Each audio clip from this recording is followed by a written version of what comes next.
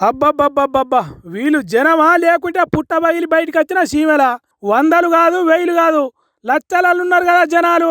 ఇది చూస్తే చాలు దేశంలో చదువుకున్నోళ్ళు పెరిగి వాళ్లకు సరిపోను నౌకరు దొరుకుతలేవు అనేదానికి.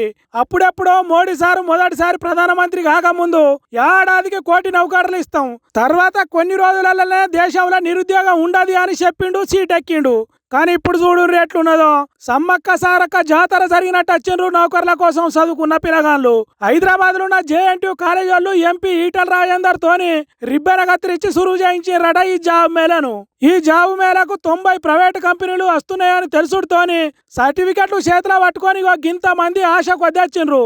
వెనుక పడితే ఎక్కడ నౌకరి దొరకదో అన్నట్టు అందరు ఒక్కసారే ఎగబడే వరకు తొక్కిసలాట జరిగినంత పని అయిందట. ఒకల మీద ఒకరు పడి ఒత్తుకుంటా ముందడికి పోయినరట. ఆయనతో పోలీసులు వచ్చి కంట్రోల్ చేయకపోతే ఘోరం జరిగే కథ అవుతుండేనట. అంటే చూడుండ్రు ఎట్లున్నదో దేశంలో నిరుద్యోగం. పేపర్ల మీద సర్కార్ సర్వేలలో చెప్పే లెక్కలు పచ్చి అబద్ధం అనేది తెలుస్తలేదా? నిరుద్యోగం చాలా తక్కువ ఉన్నది, 4% మించి లేదు అన్నట్టు చెప్తారు. గాని గిసొంటప్పుడే అసలు ముచ్చట బయటపడుతుంది. చదివిన చదువుకు న్యాయం చేయాలి, అయ్యే వాళ్ళను మంచిగా చూసుకోవాలి, అందరి తీరుగా నేను బతకాలని ఆశపడి వచ్చిన వాళ్ళట వీళ్ళంతా.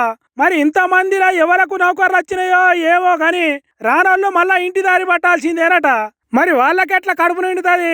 దేశం ముందడికి పోతున్నది అంటున్నారు గాని చదువుకున్న పిల్లగాళ్లకు నౌకర్లు ఇయ్యలేకపోతున్నారు.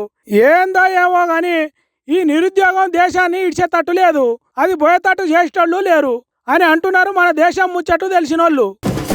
అడ్డి చటోడు మనోడైతే ఏ మూలకున్న ముక్కలు పడతాయి అన్నట్టే కాంగ్రెస్ చేస్తున్నదని అంటున్నారు బీఆర్ఎస్ పార్టీ వాళ్ళు. అట్లెందుకు అంటున్నారు అంటే ఇగోకిందుకు ఎస్ఎల్బిసి కాడికి కమలం పువ్వు గుర్తు పార్టీ వాళ్ళు పోతే కారు పార్టీ వాళ్ళను ఆపినట్టు ఆపలేదు. అట్లెందుకు చేస్తున్నారు? మాకో రూలు వాళ్ళకో రూలా? హరీష్ రావు స్వరంగంలోకి పోకుండా పోలీసు వాళ్ళు అడ్డం పడ్డారు. అక్కడనే మట్టి దుమ్ములా ఎర్రటి ఎండలా కూసుండబెట్టిండ్రు. అంతేగాని లోపలికి పోనీయలేదు. స్వరంగంలో ఇరుక్కున్నలా ఇంటోళ్లను గలవనీయలేదు. కనీసం మంత్రులతో మాట్లాడదామంటే గేటు బయటనే ఆపిండ్రు. కానీ కమలం పార్టీలను చూడుర్రి ఎంత దర్జాగా స్వరంగంలోకి పోయేటట్టు చేసిండ్రో. ఆపే పోలీసులు లేరు, అడ్డం వచ్చే ఆఫీసర్లు లేరు. సర్కారే దగ్గరుండి స్వరంగంలోకి తీసుకుపోతున్నట్టే ఉన్నది కదా. తెల్లటి బట్టలకు చిన్న మరకంటకుంటా ఎవ్వరు వాళ్ళను ఏమనకుంటా జాగ్రత్తగా పైలంగా తీసుకొని పోతున్నారు. హరీష్ రావు ఏంట మీడియా వస్తున్నదంటే వద్దన్న సర్కారు ఇగో వీళ్లకు చూడుర్రి పెద్ద పెద్ద కెమెరాలు పట్టుకపోయే ఛాన్స్ ఇచ్చింది. ఇది చాలదా?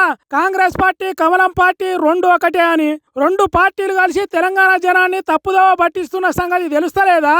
తెలంగాణ కోసం కొట్లాడిన పార్టీని ఏదో చేద్దామని రెండు పార్టీలు కలిసి ఆడుతున్న డ్రామాని జనాలకు తెలుస్తలేదా?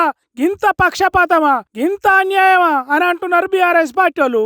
ఇన్నేళ్ళు బీఆర్ఎస్ పార్టీ ఉన్నప్పుడు రాని వరంగల్ ఎయిర్పోర్టు రేవంత్ రెడ్డి రాగానే వచ్చుడేందో, బీజేపీ పార్టీ ఎస్ఎల్బిసి స్వరంగంలోకి పోతుంటే ఆపకుంటుండేందో, ఈ రెండు పార్టీల బంధం అర్థమవుతున్నది తెలంగాణకు అని అంటున్నారు కారు గుర్తు పార్టీ వాళ్ళు.